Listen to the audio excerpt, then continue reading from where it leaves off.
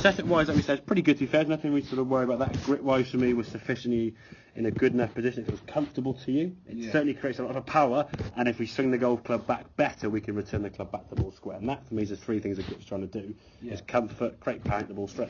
If it does that, tick the box and move on to the next thing, rather than where I must be here, must be there, sort of thing.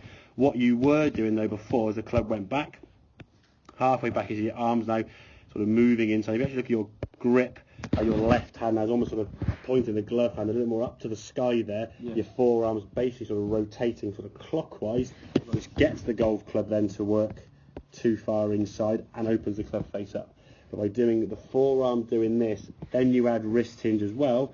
When you get top of the backswing, he has gone a long way to the top. Exactly. And the further round there you go with an open club face, you then got to return that golf club back from basically, so that's 1 second, about 1.3 or 1 second for you're coming back to the golf ball. It's less than 300 of a second back to the golf ball. So what can you really try and do? That change on the way down is going to be very difficult to get consistently. When you get it right, lovely, the ball flies dead straight. When you get it wrong, it's over there somewhere, or the knobbly one that goes way left. Okay. So what you were doing was having the club in there at sort of level. Your practice swing, as we can see here now, that was kind of where you want it to be there. That'd be perfect, okay, where the club goes back sort of in line, the hands are under the shoulders, lovely, okay. That's a good position. And then in reality, when the swing comes to pass, is the club a bit more upright, as you can see the angle, there's a bit more upright. Then when you come back to the golf ball, doing that sort of pre-shot waggle, you get halfway between kind of the two. Ooh, okay, so you're kind of there, okay, maybe there. Okay, but your left hand now, you can see the glove is pointing a little bit more out there, and the thing is now we look at the top of the backswing. Okay, there's the club. He's not gone so far, you see. You see the club just in line. There's a lot more on line with target as opposed to over there. Okay, having a more compact and connected swing as the club then comes back to the golf ball now. The club face now, it's a little blur there for me. That club face is probably a smidgen open there.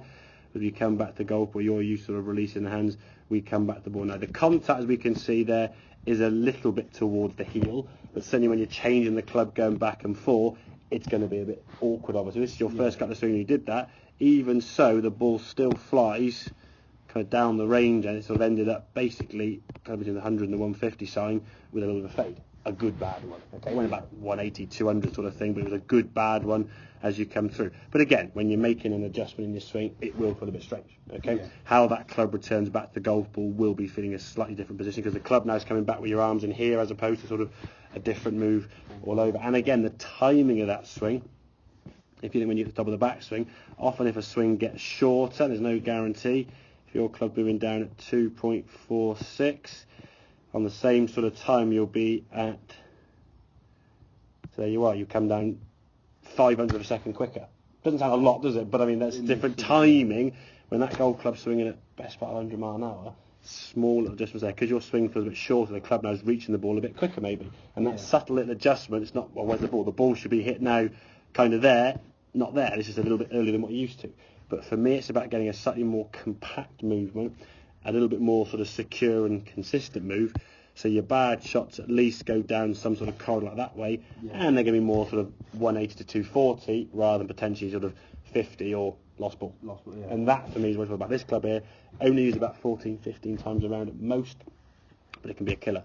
At the better level this week at the Masters, pretty much not guaranteed, but the best putter will probably win the Masters, or certainly in the top 5, okay? Because the one who puts the best will win, because they all hit the ball 280, whatever, they usually find fairways, okay? At the club golf level, no matter how good you're putting, if you're losing balls 6, 7, 8, 9 golf balls, which a club golfer can lose, you might single by every single green for 7s and 8s. It's completely irrelevant, isn't it? Okay? This is the one that will get you off the tee and stuff and get your ball in play. If you played a round of golf and you walked out 200 yards on a par 4 or 5 and dropped the ball in the middle of the fairway, which you could easily do with that club, okay, and played from there, you would score really well. Because you wouldn't lose a golf ball for starters. There'd be very few odds you needed to lose a ball. You'd probably, I don't know, 7, 6, 8 greens in regulation, or like a wedge or a 9 or whatever. If you're pitching on, you would score really well. So if you can get this in play, so that at least your bad shot is somewhere near where your good shot is. Your good shot's 250, dead straight, happy days. But your bad shot is the lost ball, the one that goes low left or the one that goes like 60 yards on the ground. Okay, does that all make sense then? Yeah. Good. Okay, have a couple more then, mate, and then we'll see how it goes.